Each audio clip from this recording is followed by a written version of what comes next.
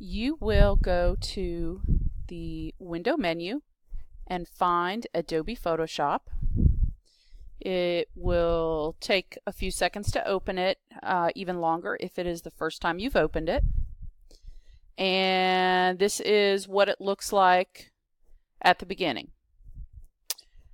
If you go to the File menu, you are going to see some options, and the one that I want you to choose is File New.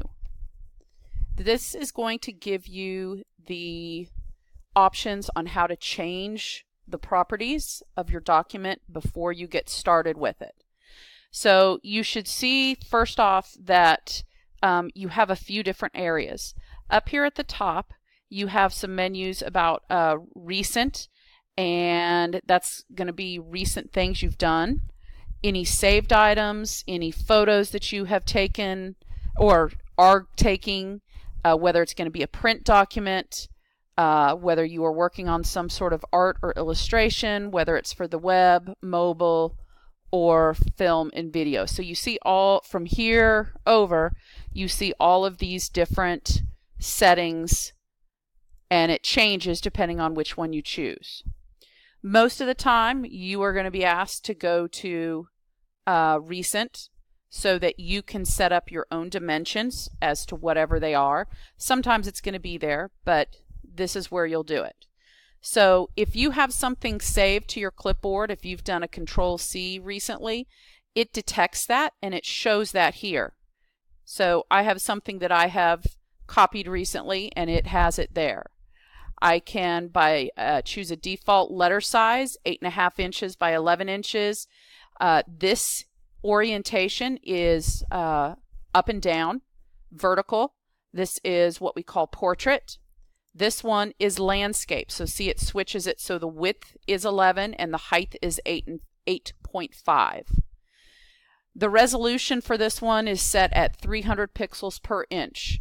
The more pixels per inch, the more clear and precise your document is going to look, but it's also going to increase the file size. So that's something that we'll talk about. Your color mode.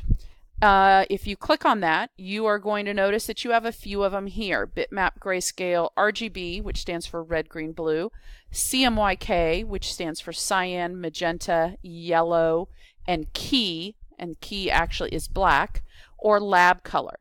So when we create graphics for the web or for computers, typically we're going to use RGB color.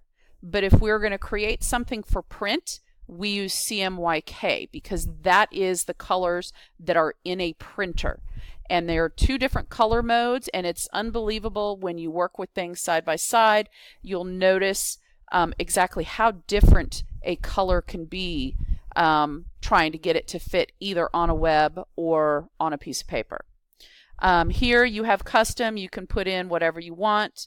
Notice also that you have the ability to name it here at the very beginning so that you don't forget later on.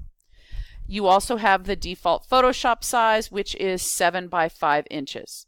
Now here at inches, you can also choose to set it up in pixels, centimeters, millimeters, points, or picas.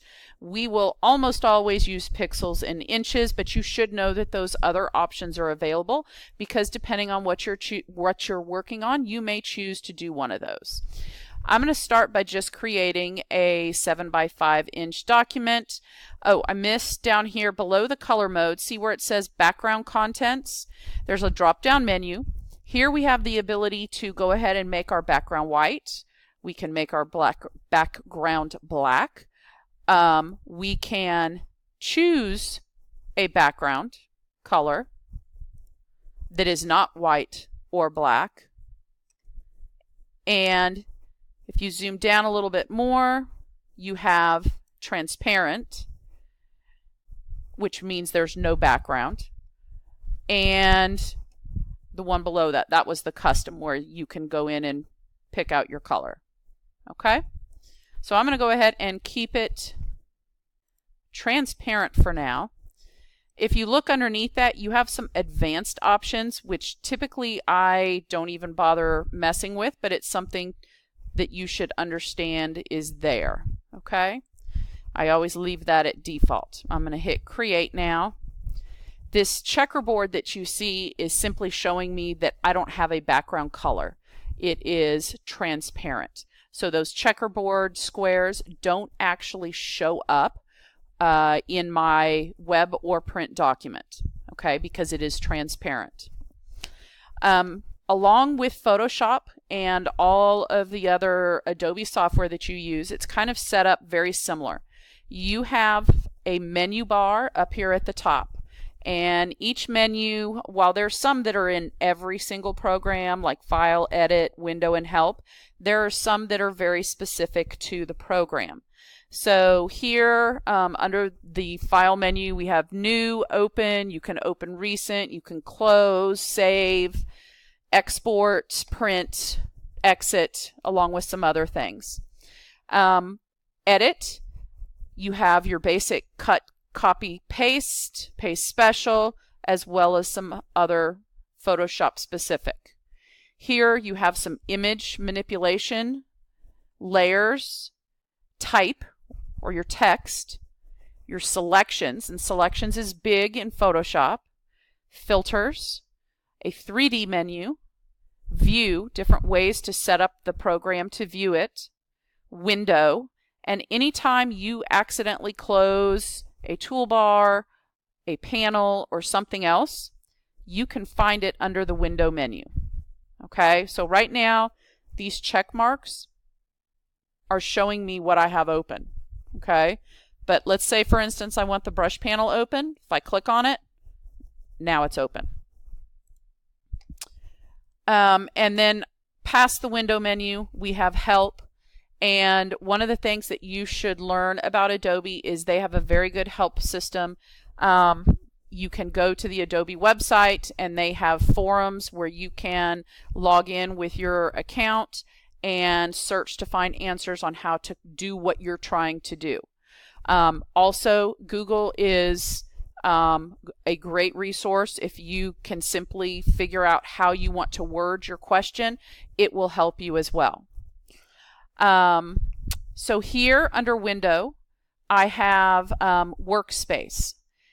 Now, Workspace is simply how you set up all your panels to begin with. So by default, it's set up as Essentials. There's some that I don't particularly use all that often. Library, so I can exit out of that. Notice that when I click on those little double arrows, it expands that panel, and if I click on the tab, it allows me to move it. And what's nice is I can move panels around so that I can keep open just the ones that I need right now. So like I know that I don't need the character panel right now, so I'm going to close that tab group. I know I don't need properties and, well, actually I may. I'm going to leave that open. I can collapse by double clicking on a panel. I can, as I showed you before, move things so that I can better utilize my workspace. And again, I can collapse so that I can see what I'm doing. So for right now, the items that you want to keep open, because you use them all the time, are your layers panel, and for right now I want you to use your history panel. Other things you'll pop up as we go. Now with the layers panel, what that does is it allows you to order and separate different parts of your document to make it easier for you to edit later. The history panel, when you make an oops and you want to undo it, Control-Z is a keyboard shortcut to allow you to undo things.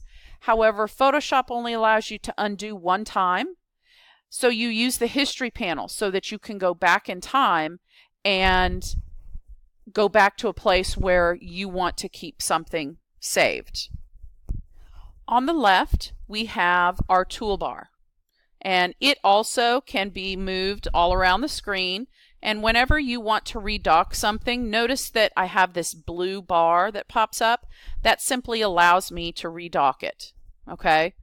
Up here we have our options, and the options change depending on which tool you have selected. So you notice that each time I click on a tool, this changes. Those are the options that go with that tool. So they change constantly. None of them are exactly alike. You may also notice that on your tools, most all of them have a little triangle at the bottom right corner. That triangle simply means that there are similar tools that are docked with it. So if this is called the rectangular marquee tool. Notice that when I leave my mouse over it, it gives me a tooltip. It pops up. So if I knew that I wanted a oval or elliptical marquee tool, it's pretty good chance that if I click and hold, I'm going to find that docked underneath it, because that's where all the marquee tools are. Here I have a lasso tool.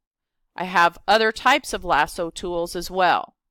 So you see what I mean, how there are similar tools that are docked together, and whichever one you use last stays open there. Okay, so you notice how crop is at the top of this one, but because I chose the slice tool, even though I move down and choose other ones, the slice tool is still there.